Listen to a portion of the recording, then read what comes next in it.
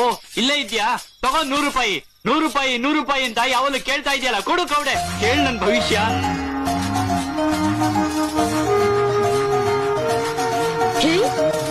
₹100 ತಂದೆ ಬಿಟ್ಟಿದ್ಯಾ? ಎಲ್ಲಿ ಸಿಕ್ತು? ಯಾರು ಕೊಟ್ರು? ಯಾರೋ ಯಾಕೆ ಕೊಡ್ತಾರೆ? ಬೆಳಿಗಿನ ಸಂಜೆವರೆಗೂ ಅಡ್ಕೆ ಮಂಡಿಲಿ ಕೂಲಿ ಮಾಡಿದೀನಿ. ನಿನ್ ದುಡ್ಡು ನಿನಗ್ ಬಂತ ಇಲ್ವೋ? ಹೋಗಿ ಕೇಳು. ದಿನ ಇದೇ ರೀತಿ ಕೂಲಿ ಮಾಡಿ 100 ರೂಪಾಯಿ ದುಡಿ. ನಿನ್ನ ಭವಿಷ್ಯ ಉಜ್ವಲವಾಗುತ್ತೆ. ಪ್ರತಿಯೊಬ್ಬರ ಭವಿಷ್ಯ